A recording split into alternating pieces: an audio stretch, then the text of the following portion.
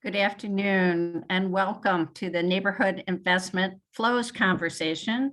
I'm Ellen Gilligan, President of the Greater Milwaukee Foundation, and I am providing the welcome on behalf of Milwaukee United, our cross-sectoral partnership that is formed to extend the prosperity and economic inclusion of downtown into the surrounding neighborhoods.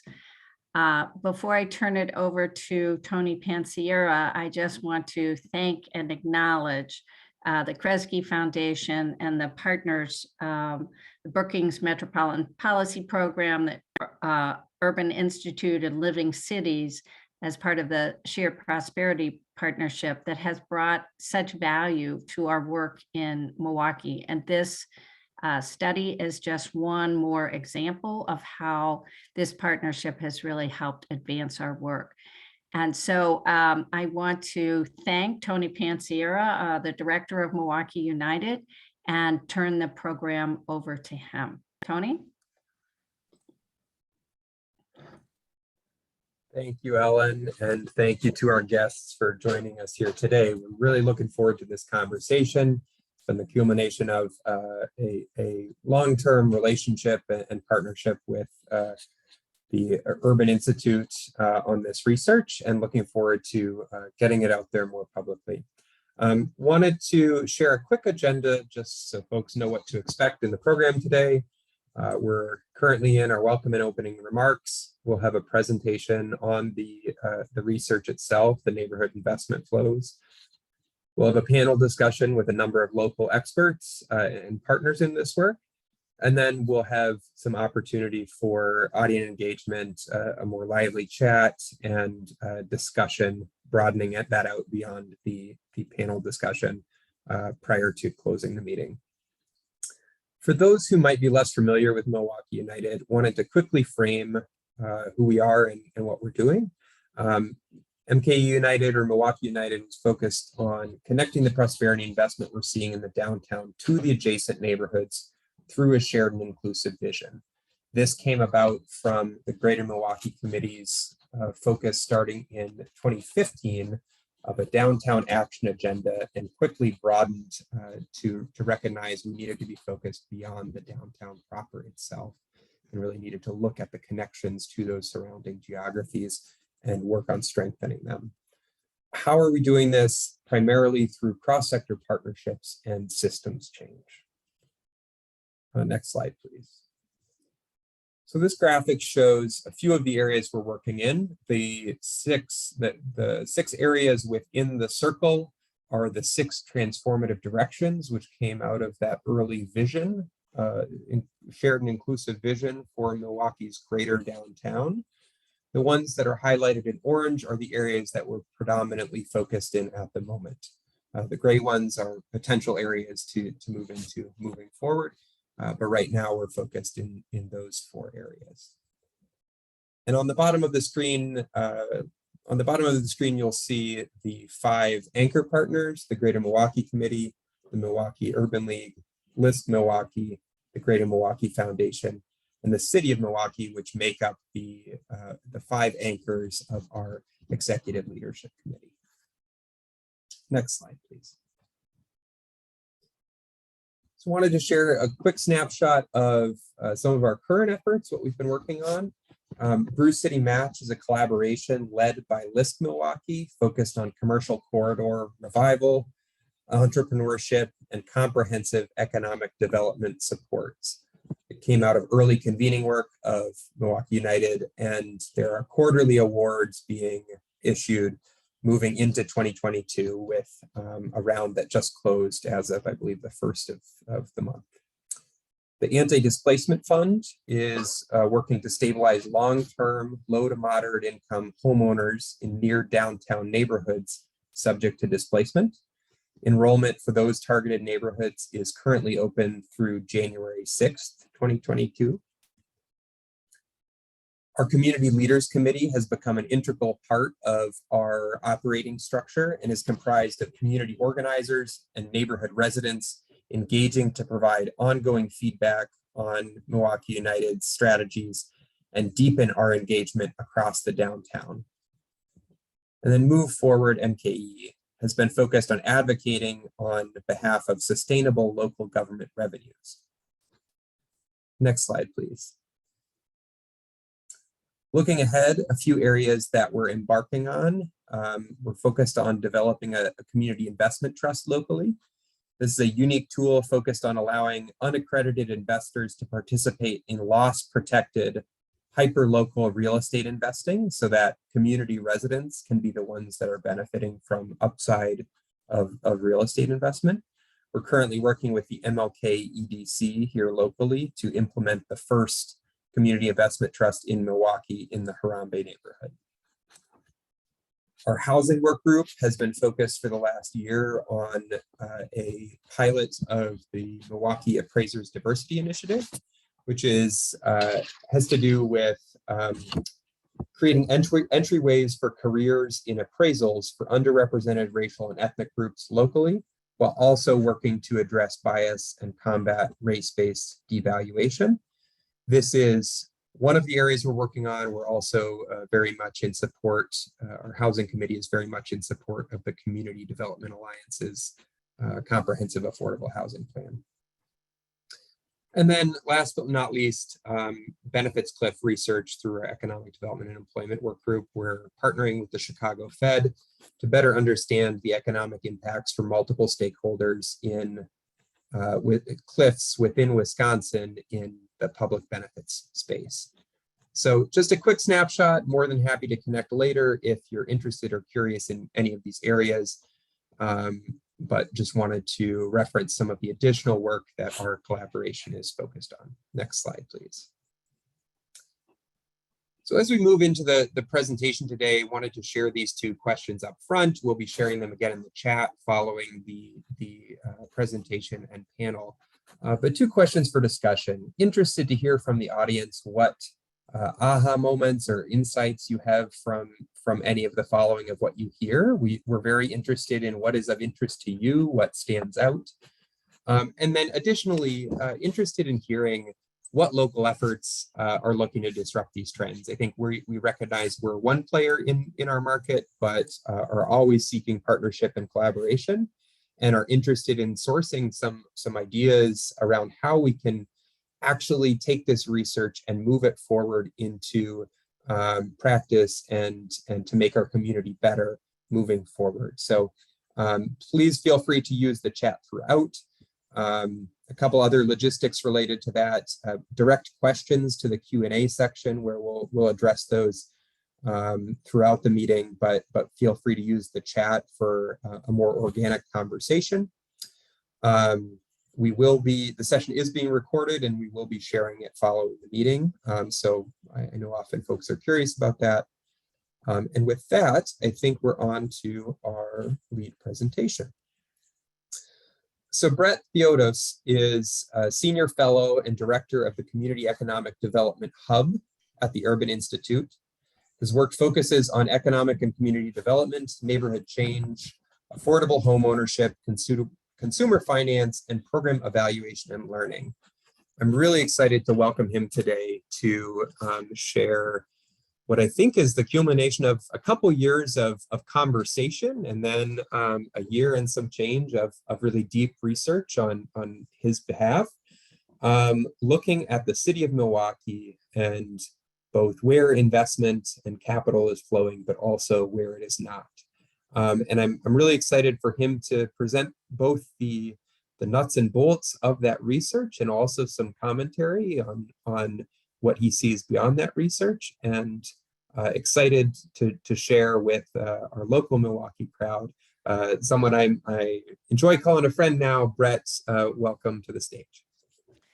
Thank you so much, Tony. It is so good to be with you again, and it's great as well to get the chance to present and share what we've been learning with you as you're doing the good work locally. And I'm excited to learn from the panel as well. So I'm happy to help set the stage, and then also interested to learn more. So my journey, if you will, into studying capital flows began maybe 6 or 7 or 8 years ago. And it really started with a line of inquiry on trying to understand community development, place-based neighborhood development efforts, and why there have been so many failures relative to successes. That at least was my view of it, looking at literature and looking at what's been tried.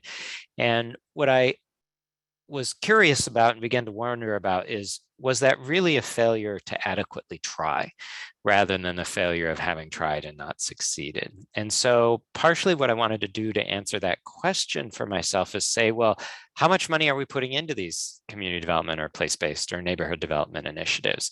And that was a really hard thing to try to figure out. There's very few efforts that are well documented. Often those that do start something, it's a $10 million initiative and it's spread over 10 years, so $1 million a year. There are bigger ones too. And what I wanted to understand though is, well, how much money is actually coming into neighborhoods just on general terms? Because if we're going to think about, raising the temperature or increasing, demand in a given neighborhood, what does that mean? How, what's our baseline? Where are we starting from? What can we say that we can compare these initiatives to? And the answer was, that information didn't exist, that it was really hard to begin to understand how much investment is flowing into communities. And so that's the path that I've been down on. We've now looked at a number of cities. We've looked at first Baltimore and Detroit, and then Chicago and the Twin Cities and Fresno and Memphis, looking now at DMV and Cleveland and at New Orleans and Chicago again. And what we're trying to understand is how much capital is flowing into communities, what the role of the mission finance sector is, community development, financial institutions, and others, and then including the role of philanthropy, and then also the role of the public sector. And what can we say about how investment is flowing into a city, how much and where? And what does that tell us we need to do and to achieve collectively as we try to make livable communities, communities that are inclusive, communities that allow people to stay in place and not be displaced. So that's what we've been getting to look at in Milwaukee, which is a terrific city to use as a touchstone for it. We've now collected these data across the US in a lot of cities, so it's pretty easy for us to pivot in and be able to describe it in terms of a particular city. So with that overview, I'm going to share some slides and get everybody up to speed on what it is that we've been finding. That's not the presentation view. Can everybody see that now? Okay, hopefully yes. So I want to start with composite lending and also investing into the city of Milwaukee. And just to begin to think through, sometimes these are called asset classes, sometimes these are called types of investment. But the point is how much money is coming into the city overall. So this looks over a really long time horizon. So this isn't a year-to-year blip. And what you see is single family lending is the biggest share. Now, one thing that's a bit of a preview is it's always the biggest share in every city we look at, but it's actually a less big share in Milwaukee, and we'll get some exploration of that soon. Then there's multifamily lending. These rectangles are sized relative to one another, so smaller versus bigger, reflecting how much investment. Non-residential lending, this is things like grocery stores, nursing homes, hotels, small business lending here, federal investment, SBA, this is small business lending as well, and then mission lending. And so these are the different sources that are flowing into your city. And one thing that is important to keep in mind is this can feel a little bit abstract, I think, sometimes, at least for some people. And so I like to think of it in terms of what these things really mean for communities. Like, it's not single family lending, right? It's a family being able to buy a home. It's not multifamily lending. It's a person being able to rent an apartment. It's not non-residential lending at one level, right? It's a place to buy groceries or buy your coffee or to send your kid. to daycare or something like that. So it's not CRA, small business lending, right? Like it's the loan to help that place, create jobs. And so that's really the use case that we're talking about here. So Milwaukee is struggling as a city to access investment is our first key line takeaway. So we ranked the top 100 cities in terms of aggregate lending coming into it, as well as federal investment, added that all up, mission, kind of mainstream lending and federal, and did it on a per household basis, and Milwaukee ranks 94th. So it's quite sobering. I think when we think about the city and the amount of opportunity that is going to be able to provide is really at the very bottom end of what other cities are bringing in. So right from the outset, we'll talk. I think Milwaukee has challenges with how resources are equitably spread, and we will talk and show that just a minute, but it also just has a challenge with how many resources it has. In other words, Milwaukee is going to need a bigger pie, and it is going to need also more equitable pieces to that pie. So that's total aggregate. How does that look when we start to look by place or by neighborhood? So this gets to some of the equity dimensions that I was talking about. So for example, we can see neighborhoods that are 0 to 20% Black, or Latino or Asian, and then this, accessing capital at relatively higher rates. But it's really when we start getting into these higher share neighborhoods where we start to see capital really fall off.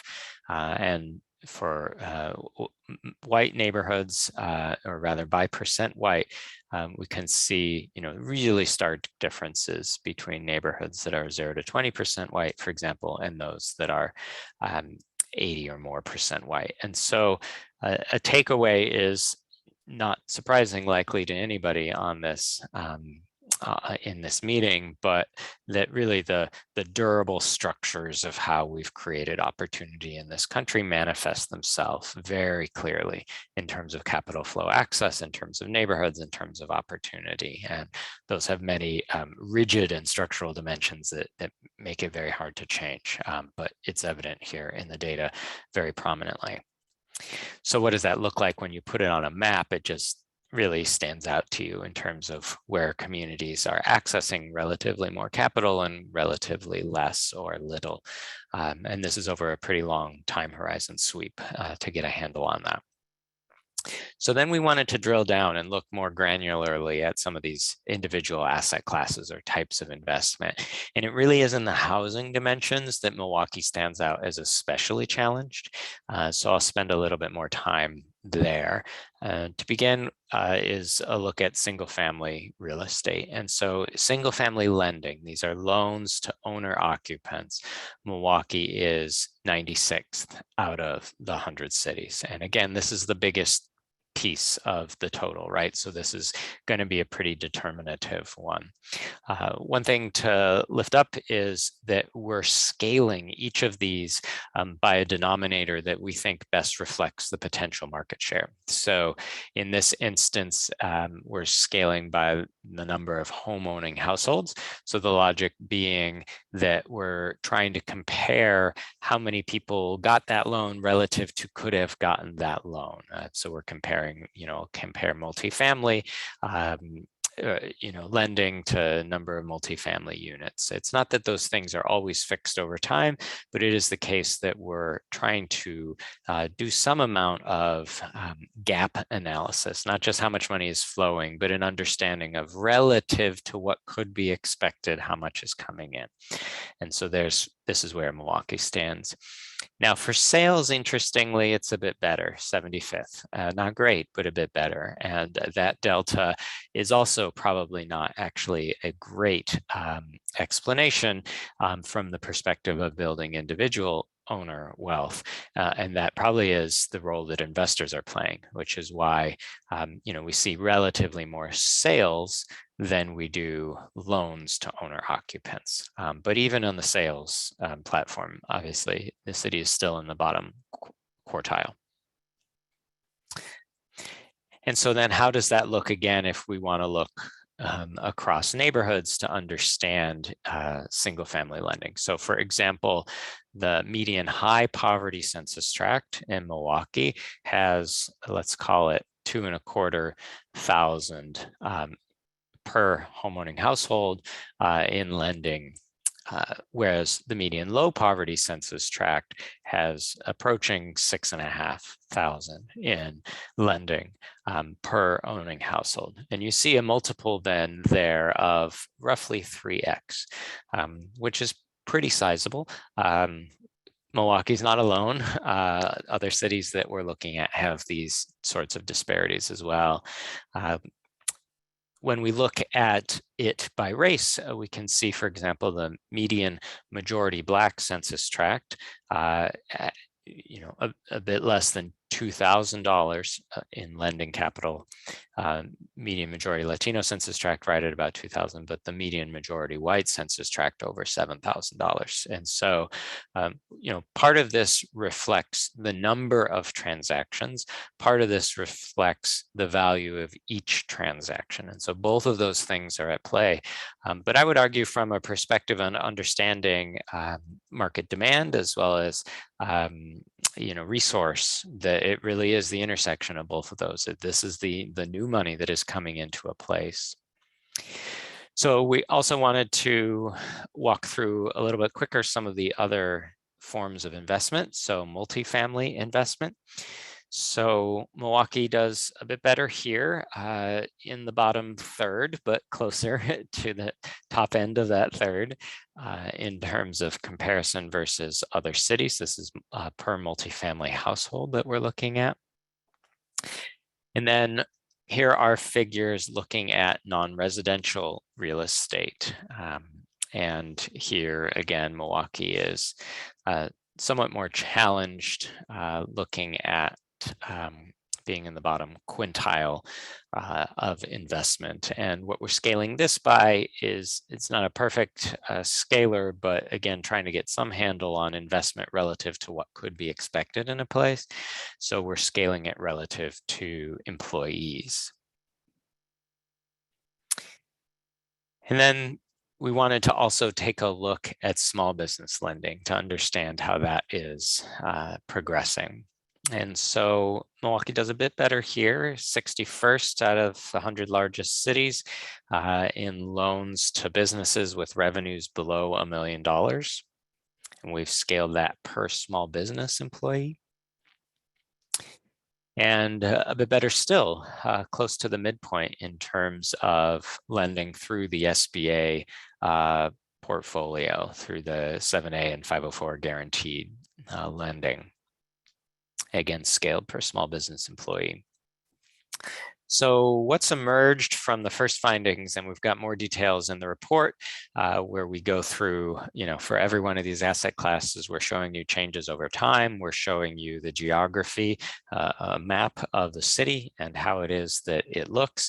And then we're showing you some of these disparity ratios to understand how investment is relative to the underlying neighborhood economic and demographic conditions. But if our big picture takeaway or story so far is, I think twofold. One, Milwaukee stands out as a place that is especially low in accessing capital, especially in the housing dimensions, but overall. And that Milwaukee has some pretty durable and sizable disparities. Now, not more than other cities, actually, because Milwaukee has less of that top end. It has less of the high-flying neighborhoods. So, the city is not pulled as far apart economically as its actual segregation may imply, relative to other cities that have a real more set of affluent neighborhoods. But the takeaway then is, first, struggling to access capital. Second, significant disparities in that access capital that map onto place. And then the next question is, who's filling the gaps? And so we've looked at mission lending, and we've looked at the role of the public sector. And what we're seeing here is some better news for Milwaukee. So Milwaukee, in terms of mission lending, and this we've scaled by households, ranks 22nd of the 100 largest cities. So we're in the top quarter. So Milwaukee is standing out as having better penetration of lending. And this is all lending. This is not grant making here, from community development financial institutions, not just them, though. Sometimes local governments will make direct loans. Sometimes philanthropies will make direct loans, or religious orders, or other actors or nonprofits in a city will make loans. So this is the constellation of those actors, to the best that we were able to calculate them. And Milwaukee stands apart as having a pretty robust set of mission lenders. And what do they do in terms of the disparities of where they are reaching? The takeaways are that indeed they are moving progressively to put more money into higher poverty census tracts, for example, than lower poverty census tracts, more money into majority Black census tracts and majority Latino census tracts than majority white census tracts. Though interestingly, it's the tracts with no single race as a majority that stand out as having even much higher rates of mission lending activity. And so in that sense, the mission lenders are exactly filling the sorts of gaps that we would hope for them to fill in a city like Milwaukee. What then of the federal spending? Actually, even better still. So Milwaukee is getting its, if quote unquote, fair share of federal investment. Now, it's worth noting that that has been decreasing over time, and I don't just mean Milwaukee, but overall, the share of county and city budgets made up of federal resources has been steadily declining over the past 2 generations. And so Milwaukee is doing well relative to its peers. That doesn't mean that, apart from the recent stimulus, that Milwaukee is actually getting the robust set of federal resources that it needs, but it is to say, relative to its peers, it's doing pretty well in attracting federal dollars. And where do those dollars go then, is the question we wanted to look. And similarly to what we're seeing on the mission side of things, they are disproportionately going, approaching the 2x ratio here, the other direction, right? In terms of putting more money into mean high poverty census tracts and than they are into low poverty census tracts. And similarly, when we look by race, we can see disproportionate resources going to majority Black, especially majority Latino census tracts relative to majority white. So those are good news stories. But what does that mean? And how do we reconcile with that with what we heard before? Because keep in mind, our total numbers have also incorporated the mission and the federal. And so, if you will, we've got a kind of bad news, good news, bad news story that's emerging. The bad news is the mainstream market is not sufficiently present. And where it is present, it is almost entirely excluding certain neighborhoods from being able to access capital. The good news is that the mission sector and the federal government are there, and they are disproportionately putting their resources into the communities. But the bad news story, again, to end with, is even when we count that in, we still end up in a scenario with stark inequities and where Milwaukee ranks at the very bottom in terms of capital access. So what that says is that despite the really good solutions that we have in the mission sector and in the public sector, that those just are not a commensurate size to what the mainstream market is doing. And the mainstream market is so very much bigger. So back to where I started in terms of a line of inquiry, we have been looking at initiatives that are trying to grow capital into place. And some of these, there's only a dozen or 2 dozen of these across the country that have been sustained for any good length of time, for any good size. And what we're talking about is on the order of $1 billion into a single neighborhood over perhaps 15, 20, 25 years. And the indication is that's what level of resource is going into other neighborhoods, low poverty neighborhoods or majority white neighborhoods on a regular basis. And so when we want to think about what our community development strategies need to be, we're really having to think about really an order of magnitude beyond where we're at right now, because the mainstream market is so very much bigger than the solutions that we're bringing to bear. And there are many actors that are needed to bring together that solution, whether it is philanthropy in a traditional sense, in a corporate sense, in a donor advised fund sense, all of those. It is government at the federal level and the state level and the local level, but also fundamentally it's finding a way to coax and coerce, require, regulate, induce, entice the mainstream market to come in as well, because the mission and the federal will never be big enough to overcome deficits that we see in the mainstream market, but we're going to have to bring that market in and require and help it to serve the people that need to be well served by it. So that is an overview that I wanted to provide. I'm sure that some of you have questions and thoughts, and I would be happy to dig in more. I will just end by saying this is a story we see in other cities. Milwaukee is not alone in having structural inequities that are deep. There's no city that we're seeing where the mission and the federal role or the other state and local role are able to overcome those other deficits. Milwaukee does stand out as uniquely challenged overall in its capital access, as being quite low in capital access. But it has strengths to build on, and certainly some strengths in the mission and also in the public sector resource. So hopefully that's a bit of sobriety and also a bit of confirmation and a bit of even a bit of encouragement in the work. So thank you so much. Appreciate getting to share.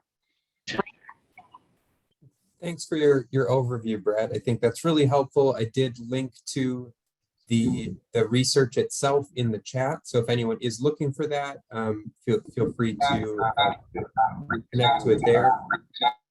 I'm getting some echoes. If folks can mute if they're not talking right now.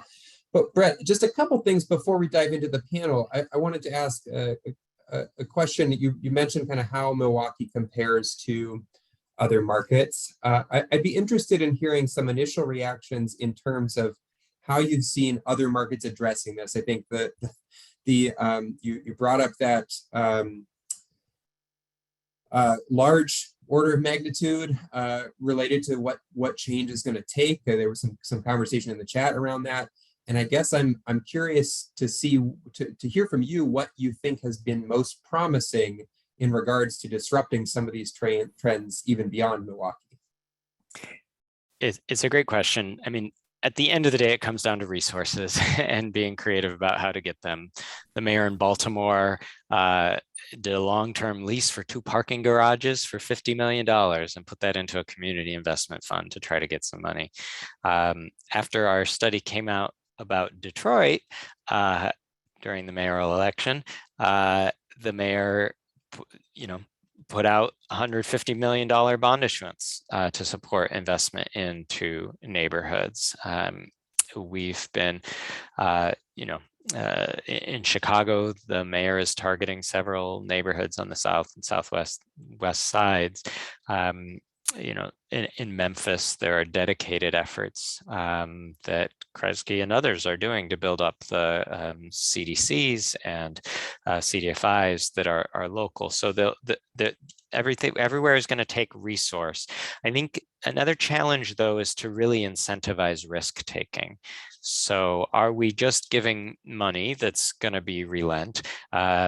Or are we going to create a loan loss reserve? And if we're going to create that loan loss reserve, are we going to let the mission finance lender keep it if they don't use it? Or are we going to require them to give it back? And so what are the ways that we can really encourage risk taking and that we can lower some of those costs? We know that some markets are harder to serve on a per dollar transactional basis, right? You're making a loan for business microloan of 15,000, that might cost you the same as underwriting a loan of 150,000, and yet, the fees that you're generating could be a tenth of that. And so there are some fixed costs to doing this work that need to be resourced, but we also need to be creative about helping our institutions take the risk that they need and pushing out into neighborhoods. Thanks for that response, Brett. I think that really helps kind of get some of this thinking focused around solutions as we go into the panel. One other quick thought or question that came in from the chat, which I actually don't know the answer to.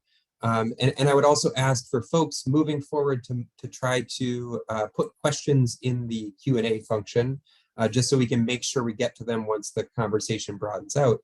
There's a question about CRA flows in Milwaukee, and my understanding, correct me if I'm wrong, but would be lending is captured in the data, but any philanthropic CRA qualified giving would not necessarily be. Is that the right interpretation? Yeah, that's right. Okay. Well, thank you, Brett. I'll invite you to jump into our panel as you're hearing things that surface and connect to the discussion we're having in the local context. But now I'd love to invite some of our local leaders on screen and into the conversation to start talking about how we're moving forward locally. How are we using this data? How does this land? What are you all seeing? So with that, I would invite Cheryl Blue, the Executive Director of 30th Street Corridor, to join us. Theo Lipscomb, Senior, the Executive Director of LISC Milwaukee, and Maria Prioletta, Redevelopment and Special Projects Manager of the Department of City Development at the City of Milwaukee. And I would also say, even in the billing for the event, Corey Zetz was listed. She came down with some illness over the weekend, so we're hoping she feels better soon, but she's unable to join us. I would say a quick plug, Menominee Valley, as it layers into some of these data, is a very interesting example of what sustained investment can do over time to changing the landscape. So with that, I think, do we have everyone here? I'm struggling to see on my end. Now I see you all. So Cheryl, Theo, and Maria, I'm interested in hearing some of your initial reactions. What stood out from the report and what was presented by Brett. What surprised you? Cheryl, I see you're off mute. Thank you for the report, for the presentation, and for the opportunity. What stood out for me? Not much. I think that, unfortunately, this reality is a very stark reality that we can see, traveling through the city. I'm born and raised here in Milwaukee. I'm a graduate of North Division High School as well as UW-Whitewater. I moved to to Philadelphia and went to Temple University. I was there for a long time. And I came back to the city about 10 years ago and, very excited about all the development downtown and all of the wonderful things being built there. However, just a few miles away, there's, it's almost like it's frozen in time, in a sense. These places and spaces have been vacant 30 and 40 years now. And the disparity is really stark. It's embarrassing. And it's shameful, but I'm happy to have this data and this opportunity to have the conversation to reflect on how we can make things better for people that live here in the city of Milwaukee, particularly on the north side, the northwest side, and in the Black community, which represents, about 40% of the constituents of this city, and 70% of the Black people that live in the state live in Milwaukee. And so it's really an urgent matter that needs to be focused on and improved in a very urgent manner. Completely agree. And I think you put it really well. I'm paraphrasing a little bit here, but in terms of saying this is nothing that those of us that are here and living and not isolated to one neighborhood can't see for through our own eyes. Mm-hmm. Any other reactions from the panelists to what stood out? Any data points, anything that was of particular interest in what Brett went over? I think figure 7, the scale, the relationship between mission and sort of the market. And yet Brett said single family lending should be even usually that's even more of an outsized representation here. So making that connection, right? So how can mission lending really be used to spark the market in areas where lending is not occurring?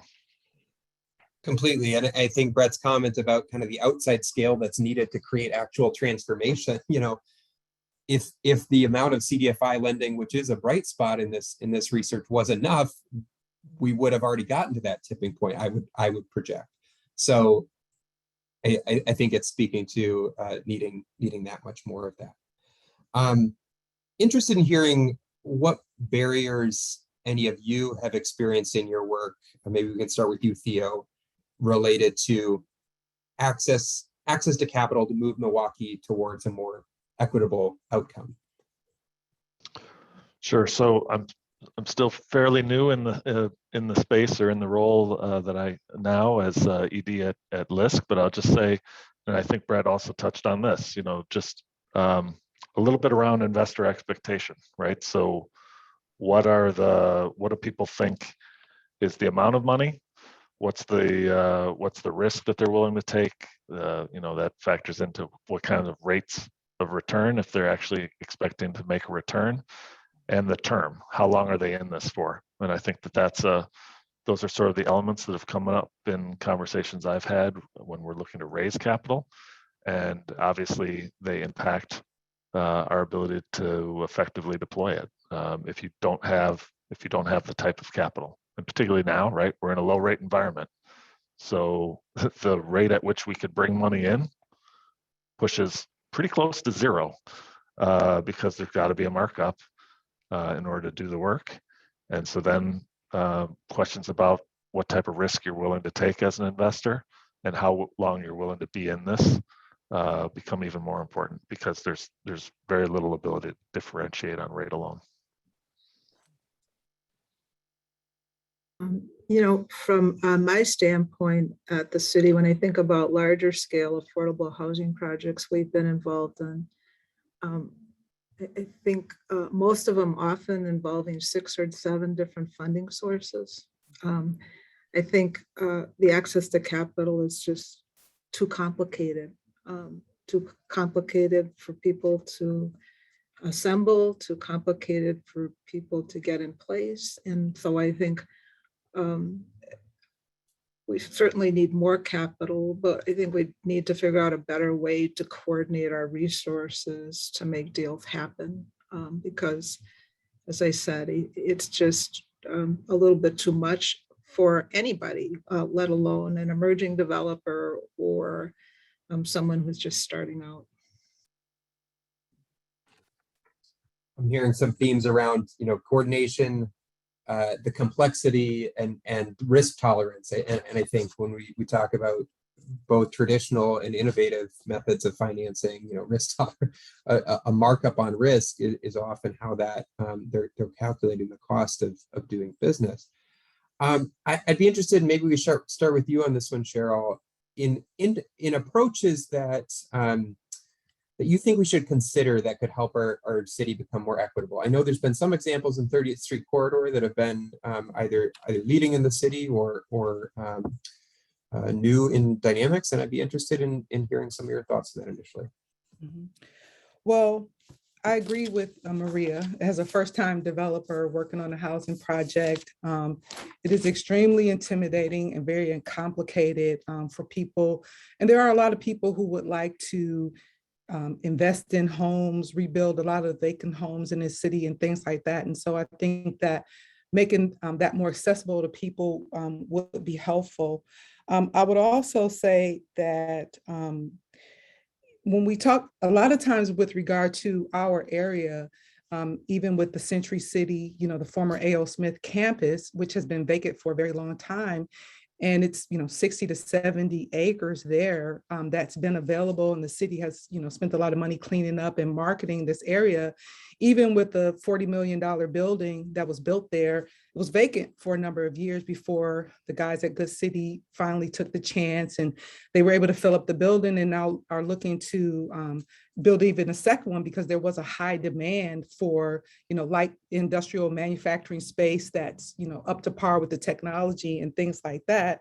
But one of the barriers has been, the perception of the community. Lots of companies have looked at the space, but because it's in the middle of very poor, challenged neighborhoods that were left in a vacuum when all of these, and manufacturing jobs left, there's the perception that people don't want to come here. They don't want to build here. And so I think that figuring out how we change that perception, but then also how do we engage the people that are here in terms of how we redevelop the area.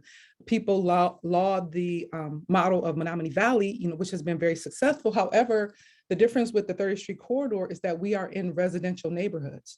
When A.O. Smith was here and Eaton and Briggs and Stratton and Badger Meter, all of the neighborhoods were built here to support housing for the people that work there. So now that they're gone, how do we revitalize this area? And the most important resource here are the people that are here. And so it's not brownfield remediation here necessarily, but the people that live here. I can see the difference myself, again, growing up in Milwaukee and going through MPS, and where the people are now, there has to be some investment in remediating the people. And I think that it has to be a more comprehensive effort. It can't be small, grants and small investments, but what is the broader vision for how we bring the people together as a resource to help to get them to the point where they're able to be a part of revitalizing this area of the city. A lot of manufacturing jobs are available. People say, well, we need jobs. There are lots of jobs. However, how do we get the people to the point where they have the training necessary for modern manufacturing jobs, which take a lot more skill. I would also say that one of a prominent example would be the community within the corridor that Q El-Amin is doing on 32nd and Center, revitalizing the former Briggs and Stratton site. Yeah. Almost 200 units of affordable housing. A lot of people think, it's not low income housing, it's affordable housing, because there are many professionals, people, teachers who make $30,000 and $40,000 a year that work every day that need affordable housing. So I think that we have to begin to look at a more comprehensive model. A lot of times when we talk about development, we only look at land and spaces and things, but we don't look at the people that are there that have to be a part of the equation if we're going to move things forward. Completely agree. And Cheryl, I think your comment about the people being part of the solution there, I think is something that I know we discussed with Brett when interpreting the research in terms of this, investing in place, not for the lack of investing in people, but as a component of it. It needs to be both and I think something, if he wants to comment on this, I'll invite him in himself, but something else he had talked with me about when we were first unpacking some of these results is around how the housing market can be a leader in new investment in a location. So often seeing when some of those when investments starting to occur, property values starting to rise, starting to see additional industrial, commercial, mixed use investment following. So I'm seeing a number of questions coming in through the Q&A function. I think maybe addressing a couple of those just quickly before moving on to some of the other ones that we have in the other ones we have planned. Brett, there was a question about building capital infrastructure in the report, and I'm wondering if you can address that. I'm wondering if that might kind of incorporate into some of the following questions we're planning to ask the panel. Yeah, it's a great question, and it's a funny word to use in some sense, infrastructure, because it could mean a bridge, but organizations have infrastructure too. To make a loan or receive a loan, you need to have a lot of technology in place, and you need to have staff in place, and you need to have people in place that can go out and generate the interest or, respond to the interest. And you need to be able to underwrite deals or understand how to get your deals underwritten.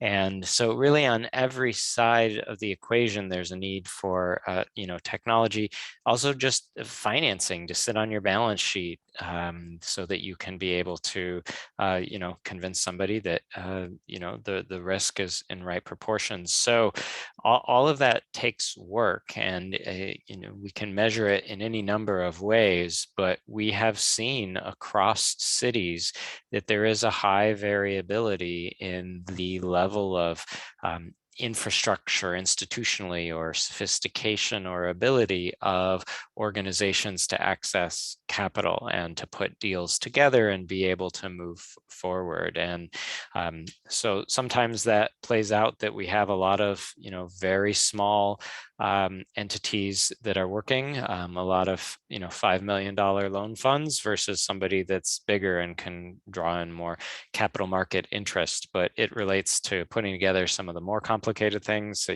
how many new market tax credit deals have been done, or LIHTC deals? Are we able to access opportunity zone financing, or any of the other things that are emerging?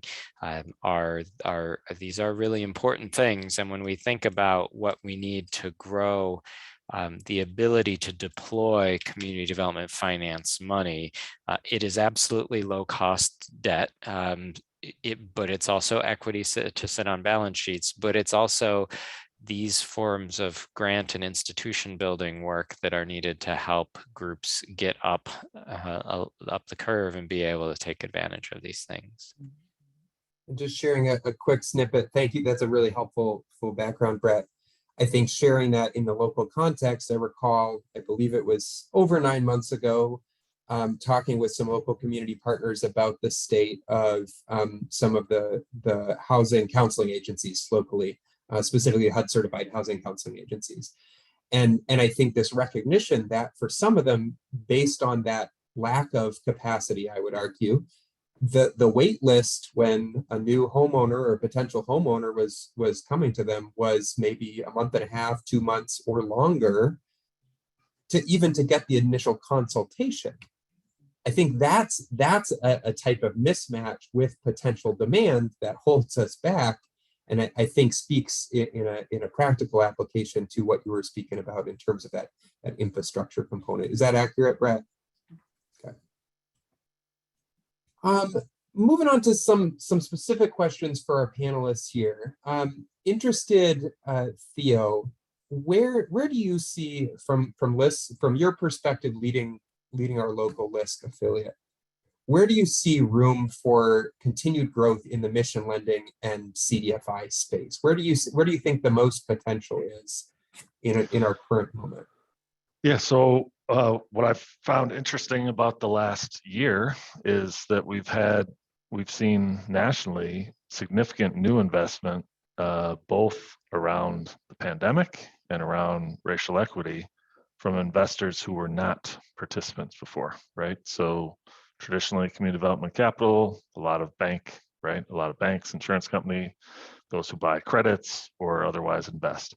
But you were seeing, I think everybody probably heard or saw those announcements, particularly around racial equity, of companies that had never really been players in the space, making significant commitments. And so, but needing a vehicle through which to do that investment. And so I do think that's a huge new opportunity in the community development space to finance this work.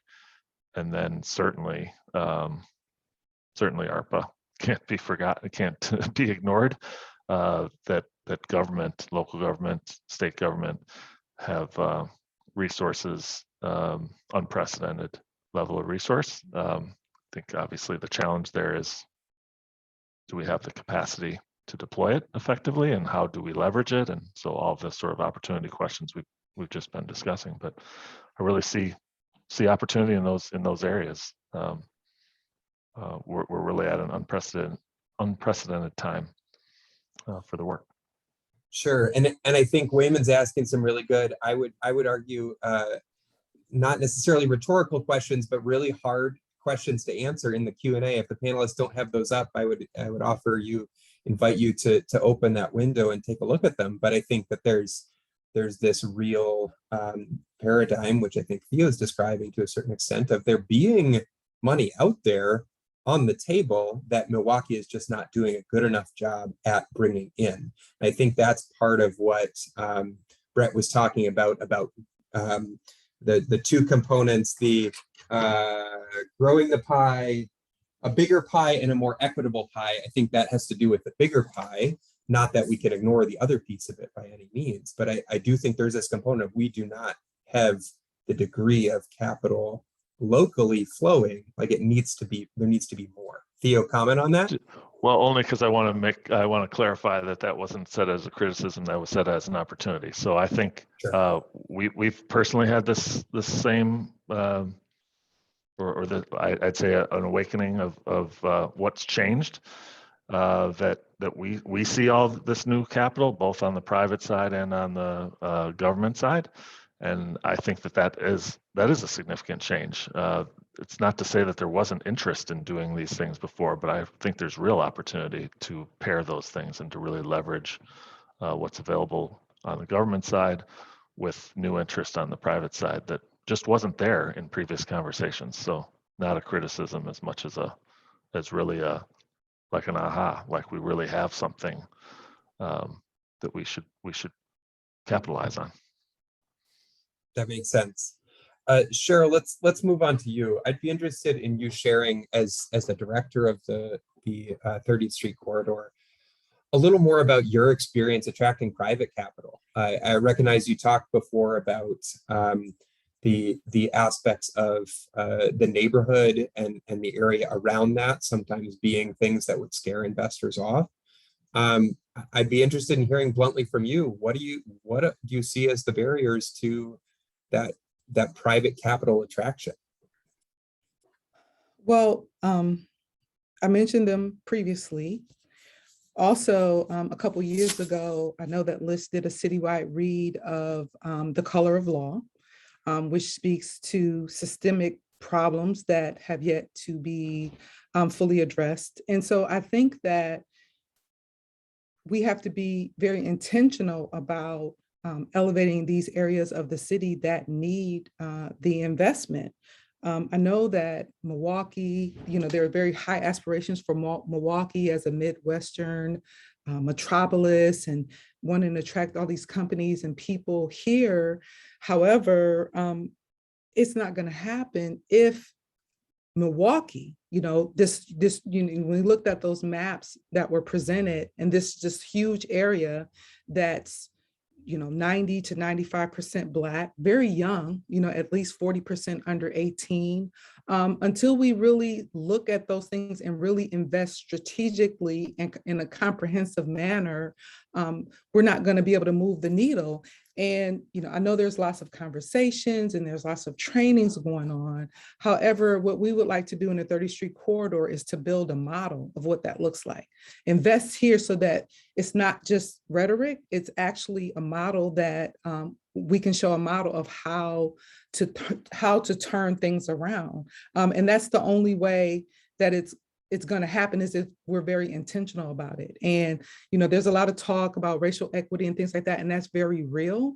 However, what I want people to understand is that without 40% of the population of this city, we're not going to be this Midwestern metropolis and all these grand ideas that we have for this city. And so it's in everyone's best interest economically to invest in this area of the city, because if not, we're never going to achieve our greatest aspirations for Milwaukee.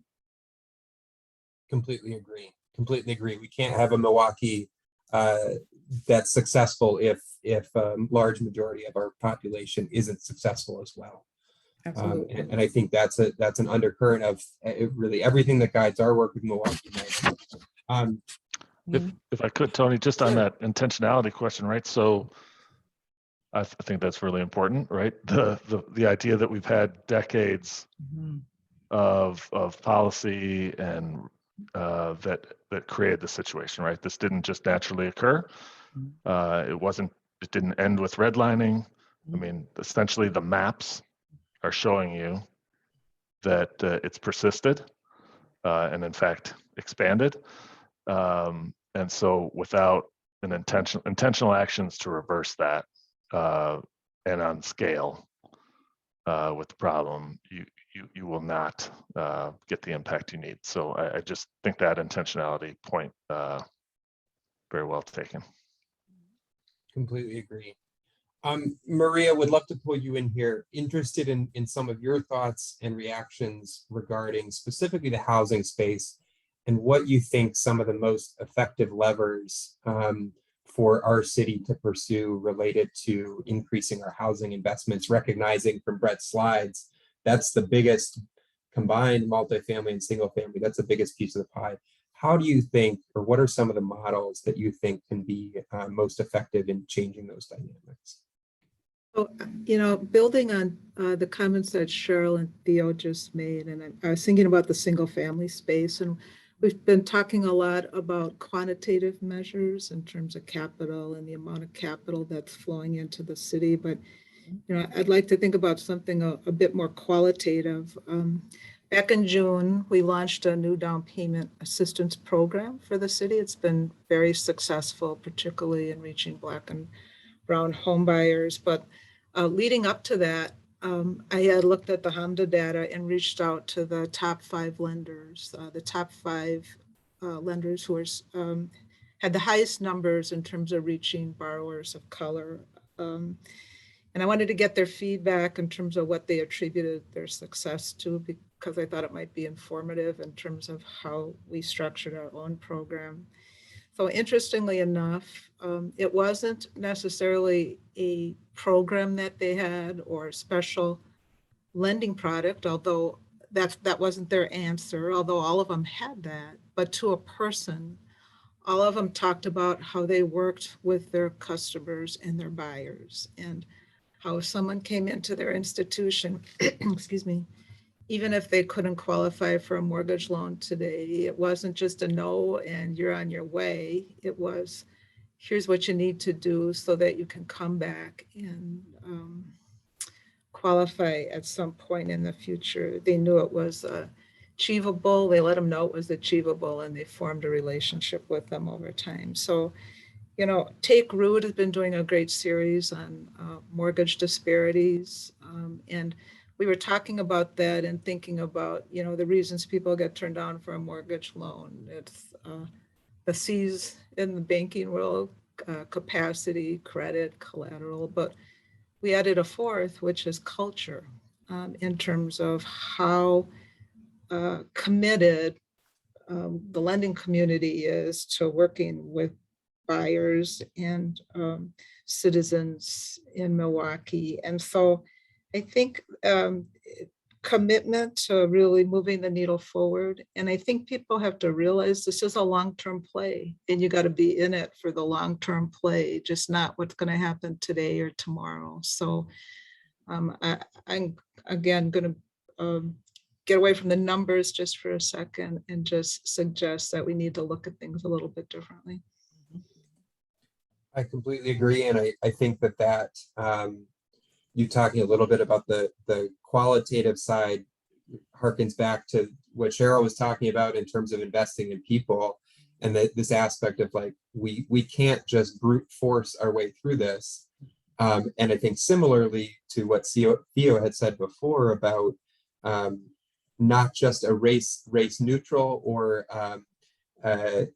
recognizing that a lot of the policies and the infrastructure and the systems that have embedded this in our current reality, we can't just be neutral and expect that to go away. We have to be proactive and pair that proactivity with a focus on people.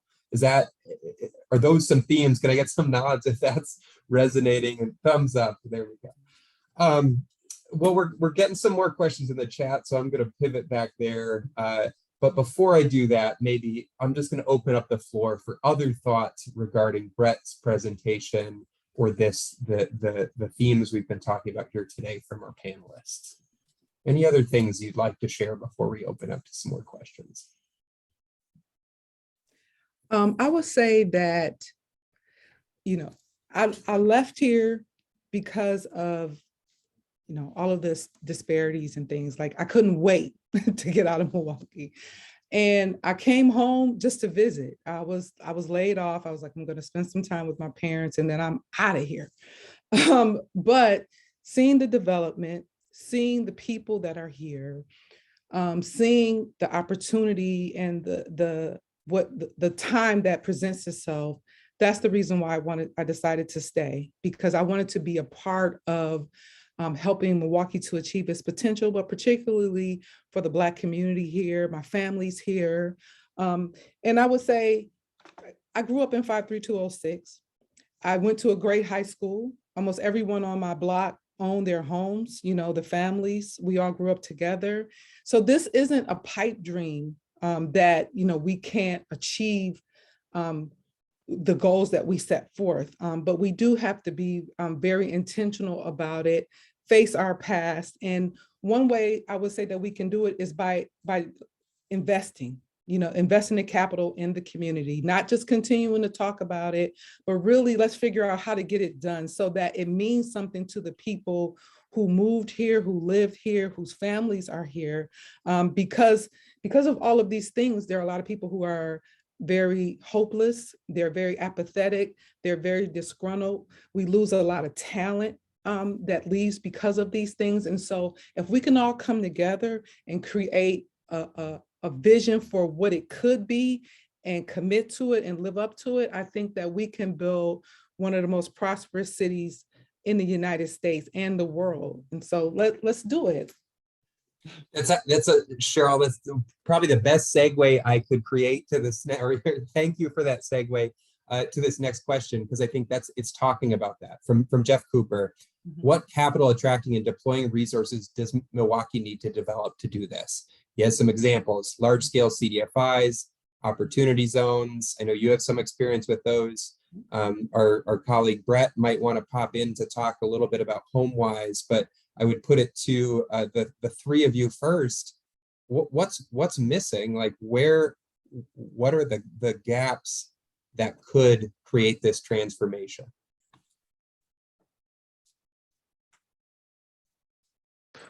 So I'd be interested in hearing more about the HomeWise, right? Because it also fits with some. I think Janine posted it about some of the CDFI analysis, and that there really isn't anyone concentrating on the housing, particularly home ownership space, right, on the CDFI side, sorry. And I think you can also make linkage right to the fact that we've lost Black-owned banks here that were more active in that space, and were rooted in place. So I would be interested in hearing more about that, because I think that's definitely one of the gaps in the CDFI space. So whereas we say we've got a lot of them, including national players like us, but who do we have in that space? Right. What gaps are there still exist within the spectrum of CDFIs? Well, maybe I'll pull Brett in. If I'm not sure if he feels prepared to talk to it, but I know he's done some engagement with them. Brett, would you be willing to share a little bit about your experience doing some research with HomeWise? Yeah, absolutely. And if it's helpful, I can put a report that I did in the chat. But fully agreed, CDFIs historically have been much stronger in the multifamily space, in the community facilities space. Home ownership lending is retail, right? It's customer facing in a resident way that CDFIs historically, especially the loan funds, have not developed that infrastructure. And that is a big infrastructure, because how do you find your lender, right? You do a couple searches online, or maybe you get a referral through your realtor. And it's hard to get it to the top of that search engine. You're competing with other folks, and it's also hard to get the realtors. But there are some models, maybe a half dozen or so, of which HomeWise is one, where CDFIs loan funds. Certainly there's some CDFI credit unions and CDFI banks, but the loan funds have been able to get there. So they've got, HomeWise has a quarter of the market share in Santa Fe, in the 80 to 120% AMI space. That's a small market, but they've moved to Albuquerque and are now doing more volume in Albuquerque than they have been in Santa Fe, and they're over in Las Cruces. So it's also a somewhat different, a lot of CDFIs are working in the more deeply affordable space, for which there is a tremendous need, and I affirm very greatly. But that can mean the 80 to 100 or 80 to 120% of area median income space really does not get very well served. And so the model in specific is an 80-20 loan. And so the goal is, by making two mortgages, one for 80%, you're getting people out of PMI, right? So they're not paying mortgage insurance. So it's more affordable to people. And because of HomeWise's track record, they're able to kick that into, they're able to sell that to Fannie. And so that's off their balance sheet, and that gets them liquidity as an organization. And everything about this I learned from Mike Lofton, so you should ask him. He's more of an expert than me. But by way of channeling the model, and then the 20% they keep on their balance, they keep on their books. And what's so encouraging about that, in a sense, is everybody's incentives are aligned.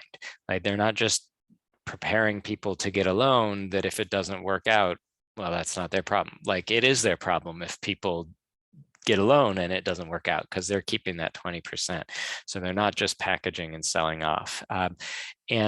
What they're able to do then is they're making revenue as they get an origination fee, as they do servicing, and then they have brought realty in-house and not on a commission basis. So those people, so they're getting, not for every person, but those who want, they're getting the realty fees. And then they're using the money and they're doing some real estate development. And so they're getting the money they're making from development, origination, servicing, and realty, and they're pouring it into the housing, counseling, and home buyer education. And so they can stay with people not for 8 hours, but 18 months.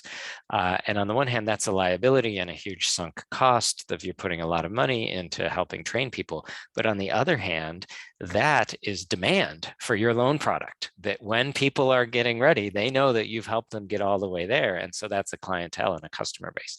So it takes time to build, it takes money to build upfront because you don't have the volume.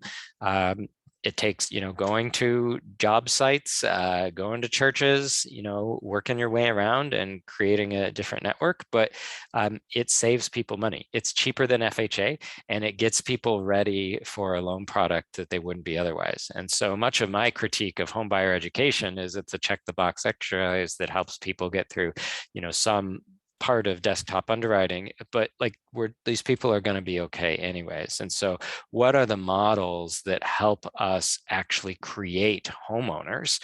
And there are very few, in part because we don't resource housing counseling in this country.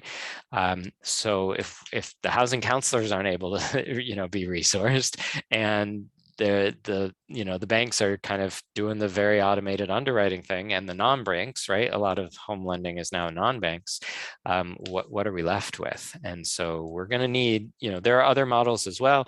Affordable Homes of South Texas, FAHI, there are a few that are moving forward that are doing some interesting things. And that's what's going to take, that kind of entrepreneurial, socially entrepreneurial spirit to get us there. And it is hard work, especially at startup.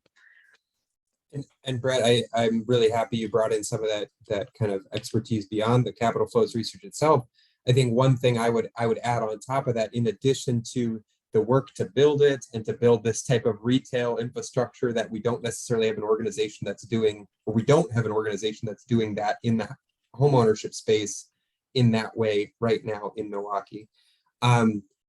Is this aspect of Milwaukee's market size, and I'll own this component myself around putting it out there. But I think there is also this, we have to be willing to take the risk, even as leaders in this space, even at the risk of it being not as large a pie as some of the other markets.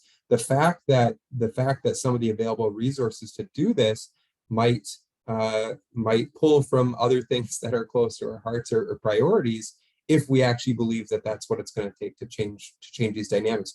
I think the dynamics of ego laying in over capital, and especially in a market Milwaukee size, I just feel like is worth noting as it pertains to creating something that's potentially new and potentially disruptive. Seeing some head nods. I don't think I'll get I'll just flag though disagreements from that anyone the on the call, banks and the other lenders they don't want this to work. Like you're Right, not actually right. competing with them. Yep, I've talked with a number of our banking partners who've talked about the economic dynamics of why the small dollar mortgages aren't, why they don't want to do them, is to be perfectly frank. And I think that it to me speaks to the need for something that can fit in that space. Another question that we've got coming through the Q&A here is around ARPA dollars, and I think that the federal funds flow that's coming in now is of course unprecedented to what many of us have seen in at least recent past. I think the question is broadly asking if there's lessons and things that influence where we go from here, coming out of maybe best practices across the country, or best practices in order to actually leverage those dollars to help them go as far as they want. So maybe Brett, I'm guessing you have a pulse on this, but maybe I'll go to Brett and then open it up for the rest of the panel. It's a question that everybody is asking. So I am hearing it. I think people are rightfully, filled with joy and looking at the resources and the order of magnitude that have come, as well as a real sense of dread and pressure that this is our ship. We need to get on it, and if we don't get on it the right way, we've lost the chance. And part of that speaks to not fully functioning in Washington, where we don't pass regular budgets anymore. We just wait and every so often get to pass a really big reconciliation style effort. So it's a challenge, and it makes planning hard, and it sometimes we build in a long enough shelf life, right? Like the SSBCI, right? State Small Business Credit Initiative. Like we were able to get $10 billion. The last go round was 1.5, and it's going to last for, several years. So I think that's an example where it's worth building out again that infrastructure, and it can be built on the back of already having strong CDFI lenders and partners in the state, and so that's one that's clear. There are others that are harder and less obvious. The money that going just to states and localities without a very clear mandate or other funds. It really will. There is going to be some local discretion, and I would.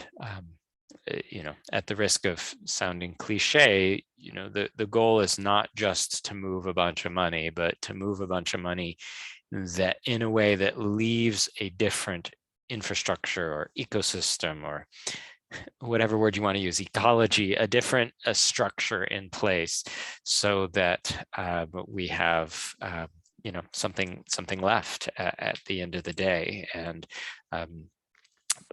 partially the goal is as well as to create things that then the state will need to support. The city philanthropy, federal resources are key, but we're going to have a somewhat differentiated set of funders to be able to fill all of these gaps. When I think of future funding, sorry. I was just going to say, completely agree with you, Brett. I think if we think that capital in and of itself is going to change any of the trajectories that either our city in Milwaukee or other communities around the country have been on in terms of inequitable access, I think we're sorely mistaken, or that's one of the things I extracted from what you were saying. Maria, did you have a comment on that? Yeah, I just wanted to add something, whether it's the ARPA funds or anything else. If you think about the lack of access, it's also rooted in income disparities and wealth disparities. At least in the housing space, we always try to think about ways to leverage our resources beyond just financial leverage in terms of who else is at the table. Earlier in the presentation today, Cheryl mentioned community within the corridor, QL Amin's project over on 32nd and Center. And I think that's a good example. I mean, there's human resource provisions that go along with that multi-million-dollar development, including the use of local contracting and a certain percentage of worker hours to be performed by local residents, including underemployed and unemployed residents. And then Q himself is a local developer of color, which I think we can't lose sight of as we're talking about investments. It's more than just the physical development that occurs in neighborhoods or the monetary investment, but it's like, who's doing that? And is it someone who reflects the community, someone who's committed to the community, someone who's going to recirculate those resources and that investment and any return from that investment in the local community? So like in our mind, just because it's a housing transaction, it should always be more than a housing transaction. And I think we need to think of our investments that way as well. Yes, I agree wholeheartedly. And that's one of the things that I always say, you know, we have to be a part of it. And in fact, you know, there's certain aspects that we have to lead. When a couple years ago, when Strauss was interested in coming to Century City, you know, the project was derailed. A lot of it was misinformation. And it was based on the fact that, you know, how do we engage the community? How do we make them a part of it? How do we make them excited for it? And then also, how do you plant those seeds in the next generation to aspire to those same types of things? Because at the end of the day, if we don't get the youth on track, then what? What are we doing all of this for? And that's a huge issue in Milwaukee and in the community here. And I just wanted to mention that, you know, we talk about innovative things. You know, Wayman is in the chat. He's making a lot of comments, and you know, he's the guru, you know, nationally, internationally. And we are the 30th Street Corridor. We're working with him on an initiative, the Parks Cooperative Initiative with Affordable Housing Institute out of Boston on a project around housing and spaces and broadband and things like that. And we're not in competition with anyone. There's a huge problem, all hands on deck, let's figure it out. But those are the things, one of the things that we're working on. We're also looking at, you know, working with Rails to Trails and Route of the Badger on a bike trail along the rail here that will connect at the American Family Park with the Hank Aaron all the way up to Haven Woods, which could be a really catalytic project for the core, for the neighborhood and things like that. And so what I would say is that our aspiration is to be the MVP of the 30th Street Corridor in terms of bringing public and private resources together. And if we do want to make an impact, again, place-based, intentional, is the way to go. And I'm inviting everyone to come to the 30th Street Corridor. You know, this area of the city once had the highest standard of living for Black people in the United States. My dad, you know, people's grandfathers, they all came to Milwaukee to work in this world famous industrial corridor here. And we have all the infrastructure here, great people, great neighborhoods. So how do we bring it all together with and for the people that live here? It's not going to be, you know, people that are outside, you know, dictating what's going to happen here, or us hiring, you know, more and more studies to be commissioned, or, you know, $100,000 consultants coming from out of town to give us a glossary report. It's going to take grassroots, on the ground, engaging the people in the process to rebuild this area. And we're up for the challenge, and we invite you all to join us. Cheryl, I think that was some tremendous last words for rounding out this panel. I'd be remiss if I don't keep things moving and keep us on time, but just want to take a moment to thank Cheryl, Maria, Theo, and especially Brett for the research and the presentation today. I'm really excited to have partners in each of you and looking forward to moving forward Milwaukee and advancing. To my buddy Wayman, who Cheryl just gave a shout out to, I think we've probably got a call that needs to be scheduled following up on this to talk further about some of the stuff we didn't have time to dig in any deeper, but really appreciate your participation today. And with that, I'm going to pass it over to Greg Wesley, who's one of my co-chairs on Milwaukee United, to help close us out. Greg, are you there?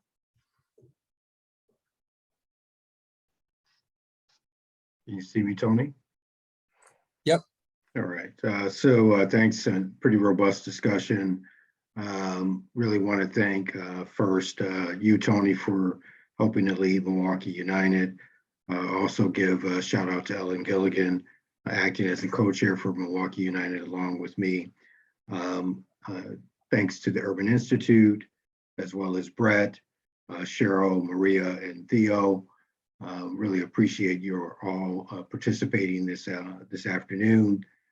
A couple of key takeaways, at least for me, that I would like to maybe highlight for further discussion and a deeper call to action on is that number one, if you look at the mission lending support, Milwaukee punches above its weight. We're not a negative statistic there, which tells me that we have a heart and a desire to do better.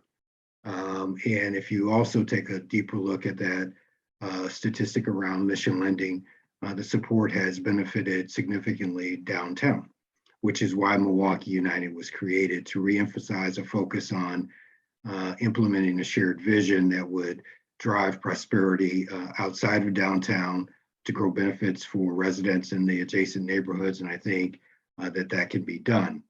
Another takeaway that I would put forth to us to think about is that non-residential real estate activity, manufacturing in particular, advanced manufacturing is something that we have an opportunity to focus on. I'll give some examples. We know that the Menominee Valley has been cited as an example of success. You can see the success that's happening toward the Harbor District area. I would submit to this group an additional focus around an opportunity to the north of the city, maybe what Cheryl is talking about, where there's deep non-residential investment that then would bolster the ability for mission lending to take place. So I would encourage us to maybe have a deeper discussion there. We certainly have a lot of assets and benefits that the city has. We have opportunities from a federal spending standpoint.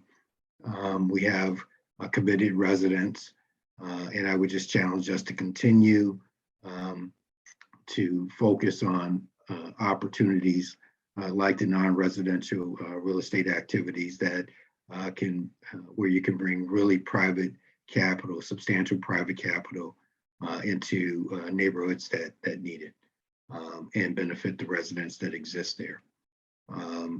Again, I want to thank you all for participating. We look forward to working with our partners, pushing a broader call to action to make the city of Milwaukee more equitable for all of its residents. And with that, I'll say thank you and in the program.